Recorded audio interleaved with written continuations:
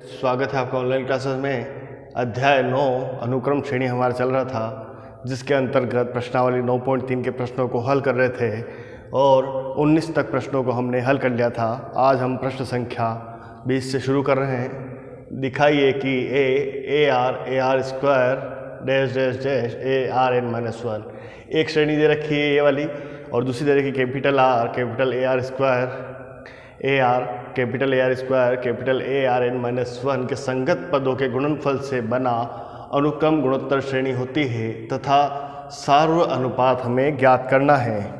तो सबसे पहले अनुक्रम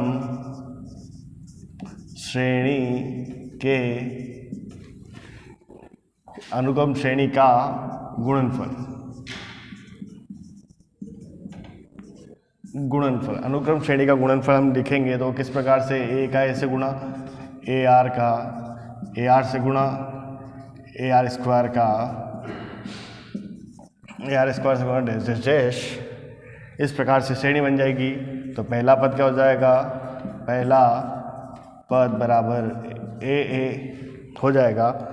और सार्व अनुपात हमें ज्ञात करना है, तो सार्व अनुपात हम ज्ञात करने के लिए क्या करते हैं, दूसरा पद बटा पहला पद। दूसरा पद क्या दे रखा, ए आर बटे ए। इसमें क्या होगा, स्मॉल ए से स्मॉल ए कट गया, कैपिटल ए से कैपिटल ए कट गया। तो हमें पास क्या सार्व अनुपात क्या प्राप्त हुआ जो हमें ज्ञात करना था, तो वो क्या मिलेगा, हमें स्मॉल आर और कैपिटल आर प्राप्त होगा। अगला प्रश्न दे रखा है, ऐसे 4 पद ज्ञात कीजिए जो गुणोत्तर श्रेणी में हो, जिनका तीसरा पद प्रथम पद से 9 अधिक है तथा दूसरा पद चौथे पद से क्या है, 18 अधिक है। तो गुणोत्तर श्रेणी किस प्रकार से होती है, गुणोत्तर श्रेणी A R square A R की घात 3 dash dash dash A R N minus 1, इस प्रकार से हम ए आर एन माइनस 1 इस प्रकार से हम लिखते हैं। अब इसने क्या बोला है कि तीसरा पद प्रथम पद से 9 अधिक है। तीसरा पद प्रथम पद से 9 अधिक है। तीसरा पद हम देखें, तीसरा पद क्या होता है, ए आर स्क्वायर, और प्रथम पद बराबर ए। तीसरा पद प्रथम पद से यानी कि ए आर स्क्वायर बराबर क्या है, ए प्लस कितना अधिक है, 9 अधिक है। तो यहाँ पर 9 जोड़ेंगे तो क्या आ जाएगा, ए आर स्क्वायर माइनस ए बराबर 9 हमें प्राप्त होगा। इसको हम क्या दे दें, समीकरण नंबर 1। और अगला दे रखा है, दूसरा पद चौथे पद से क्या है, 18 अधिक है। तो दूसरा पद क्या है, ए आर, और चौथा पद क्या है, चौथा पद बराबर ए आर की घात 3। दूसरा पद चौथे पद से 18 अधिक है। तो 18 किस में जोड़ेंगे, इसमें जोड़ेंगे तो क्या हो जाएगा, A R minus A R की घात 3 बराबर क्या हो जाएगा, 18। समीकरण नंबर 2। अब हमें किसका मान, ए आर का मान निकालना है। तो हम यहाँ पे क्या करेंगे, समीकरण 1 भागित समीकरण 2, समीकरण 1 भागित समीकरण 2। तो समीकरण 1 क्या दे रखी है, ए आर स्क्वायर माइनस ए बराबर 9 बटा A R minus A R की घात 3 बराबर, यहाँ पे क्या हो जाएगा, 9 बटा 18। ठीक है, ये हो गया यहाँ पर। अब हम यहाँ पर क्या करेंगे, समीकरण 1 का समीकरण 2 में भाग देंगे। तो सबसे पहले हम यहाँ पर देखें कि दोनों में क्या कॉमन आ रहा है, एक तो ए कॉमन आ रहा है। तो यहाँ पे क्या बन जाएगा, आर स्क्वायर माइनस 1 बटा, यहाँ से भी ए कॉमन ले लेते हैं तो क्या बनेगा, आर माइनस आर की घात 3 बराबर 9 बटा 18। 9 बटा 18 को हम आपस में काटेंगे तो हमारे पास क्या बचेगा, 1 बटा 2। ए से ए कट गया है। अब आपस में गुणा करेंगे तो क्या मिलेगा, 2 आर स्क्वायर माइनस 2 बराबर आर माइनस आर की घात 3। अब सभी को पक्षांतर कर लेंगे तो क्या मिलेगा, आर की घात 3 plus 2 R square minus R minus 2 बराबर 0।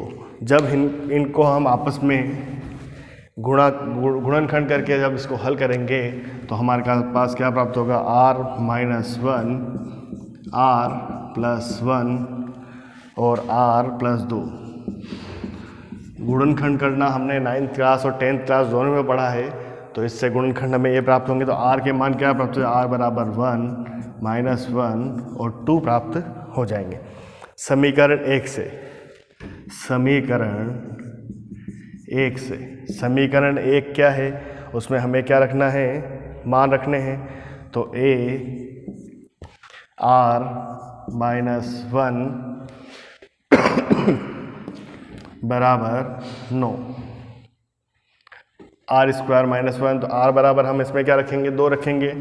तो a 4 माइनस 1 बराबर 9, तो a बराबर हमें क्या प्राप्त हो जाए, 9/3 बराबर 3। तो a का मान हमें क्या प्राप्त हो जाएगा, 3 प्राप्त हो जाएगा। r का मान हमें 2 मिला है और a का मान क्या मिला है, 3। तो गुणोत्तर श्रेणी के पद किस प्रकार से होंगे, गुणोत्तर श्रेणी हमें मिलेगी 3 माइनस 6 12 और माइनस 24। हमें 4 पद ज्ञात करने थे, तो 4 पद हमें किस प्रकार से प्राप्त हुए, 3 माइनस 6 12 और माइनस 24। हमें 4 पदों की इस प्रकार से प्राप्ति हुई है। अगला प्रश्न है, यदि किसी गुणोत्तर श्रेणी का पीवा पद, क्यूवा पद तथा आरवा पद क्रमशः ए बी सी हो, तो ए बी तथा सी हो तो सिद्ध कीजिए कि ए क्यू माइनस ए की घात क्यू माइनस आर, बी की घात आर माइनस पी और सी की घात पी माइनस क्यू बराबर क्या हो, 1 हो। तो हम देखें, पीवा पद बराबर ए आर पी माइनस 1, इसका कैपिटल ले लेते हैं, ए आर पी माइनस 1 बराबर ए, क्यूवा पद बराबर ए आर क्यू माइनस 1 बराबर बी, और आर वा पद बराबर ए आर, यहाँ पर आर भी हम क्या ले लें, कैपिटल ले लेते हैं, ए आर आर माइनस 1 बराबर सी। समीकरण 1 2 और 3। अब यहाँ पर क्या बोला है कि समीकरण 1 में घात क्या है, क्यू माइनस आर। तो समीकरण 1 में Q माइनस आर, 2 में R माइनस पी, 3 में P माइनस क्यू की घात के रूप में लेने पर, तो क्या हो जाएगा हमारे पास, A Q minus R, B R minus P और C P माइनस Q। तो क्या हो जाएगा, ए आर पी माइनस 1 की घात क्या हो जाएगी, Q minus R dot A R Q minus 1 की घात क्या हो जाएगी, आर माइनस पी, और ए आर माइनस 1 की घात क्या हो जाएगी, पी माइनस क्यू। जब हम ए को साथ पे लेते हैं तो ए बराबर ए की घात क्या हो जाएगी, Q minus R plus R minus P plus P minus Q.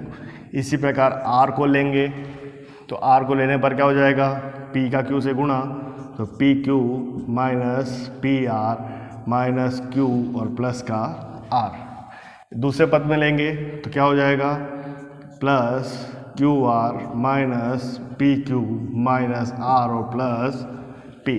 और तीसरा पद लेंगे तो क्या हो जाएगा, plus R P minus R Q minus P और प्लस का क्यू। अब यहाँ पर देख रहे हैं प्लस का क्यू माइनस क्यू कट गया, प्लस का पी और माइनस का पी कट गया, और प्लस का आर माइनस का आर कट गया, तो ए की घात कितनी बची, 0। इसी प्रकार पी क्यू से पी क्यू कट गया, पी आर से आर पी कट गया, माइनस क्यू से प्लस का क्यू, प्लस के आर से माइनस का आर कट गया, और क्यू आर से आर क्यू कट गया, और पी से पी। तो यहाँ पे आर की घात भी क्या मिली हमें, 0।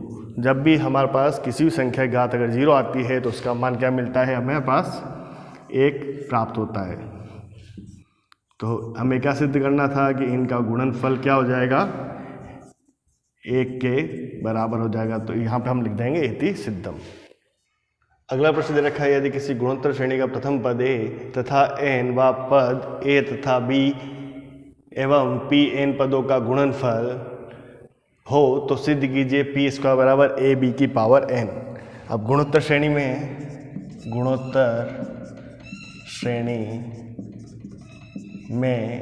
सार्वनुपात को हम किस प्रकार से लिखते हैं? सार्वनुपात बराबर आर के रूप में हम लिखते हैं। तो पहला पद क्या दे रखा है?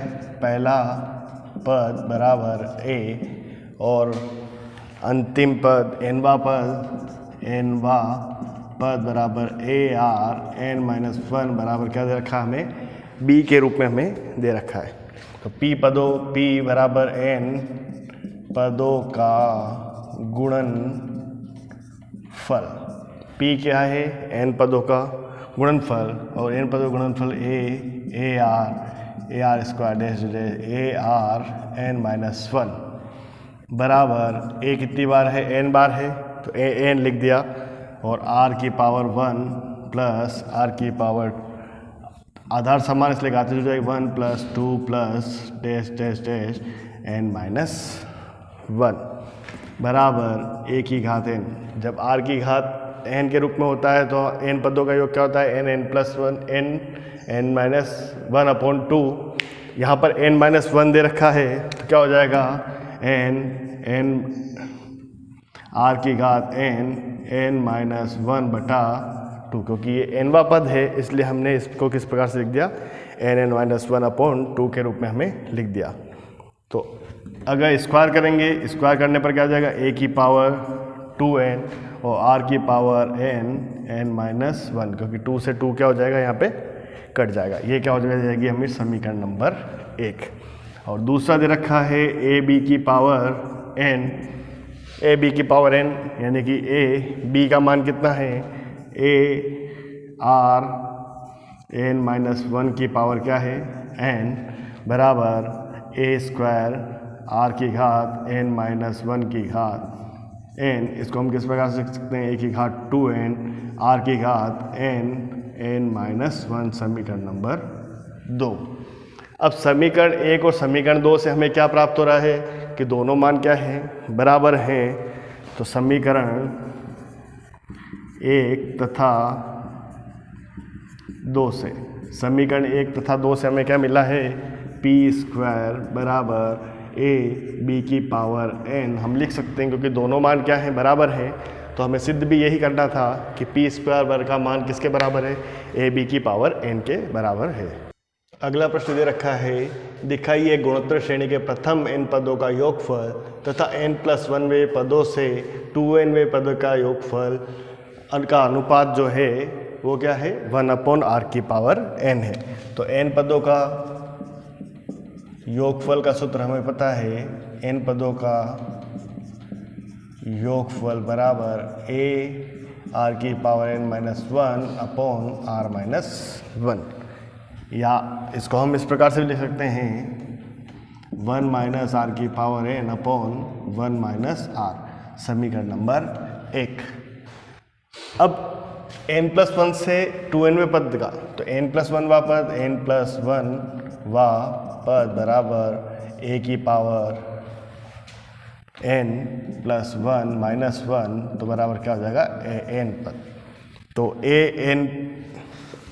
an से 2nवें पद तो क्या हो जाएगा? a की power n plus n+1 plus n minus one और n पदों तक। ठीक है, तो इसमें क्या हो जाएगा? इसका योग n+1वें पद का योग हम करेंगे तो a की पावर n, इधर क्या हो जाएगा? a r की पावर n 1 माइनस आर की power n upon 1 minus R, समीकरण नंबर 2।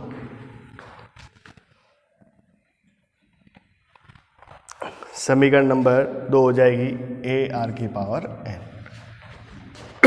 समीकरण 1 भागे समीकरण 2 करेंगे तो क्या हो जाएगा? n पदों का योगफल बटा n प्लस 1वे पद का योगफल बराबर n पदों का योगफल कितना है a 1 माइनस आर की पावर n बटा 1 माइनस आर। इसको हम चाहे तो उलट गुणित कर सकते हैं, तो क्या हो जाएगा 1 माइनस आर बटा a आर की पावर n 1 माइनस आर की पावर n। a से a कट गया, 1 माइनस आर की पावर n से 1 माइनस आर की पावर n कट गया, 1 माइनस आर से 1 माइनस आर बच गया। हमारे पास क्या शेषफल आ गया यहाँ पे 1 अपॉन आर की पावर n। तो हमें सिद्ध क्या करना था कि इनका अनुपात क्या है 1 अपॉन आर की पावर n के बराबर है। अगला हमें दे रखा है प्रश्न गृह कार्य में दे रहा हूँ। प्रश्न संख्या 26, ऐसी दो संख्याएं ज्ञात कीजिए जिनको 3 तथा 81 के बीच रखने पर प्राप्त अनुक्रम गुणोत्तर श्रेणी है। नहीं, पहला पद हमें दे रखा है और ये चौथा पद, क्योंकि इसके बीच पे कितनी दो संख्या रखनी, तो पहला पद 3 हो गया और चौथा पद क्या हो गया 81। तो इससे हम r का मान निकाल सकते हैं। पहला पद a है और चौथा पद, पहले पद को हम a के रूप में लिखते हैं और चौथे पद को a r की घात 3 के रूप में लिखते हैं। तो उससे हम r का मान निकाल लेंगे और r का मान वापस हम समीकरण a r स्क्वायर उसमें मान रख देंगे, तो दो पद बन जाएंगे, दो पद मिल जाएंगे जिससे गुणोत्तर श्रेणी बन जाएगी।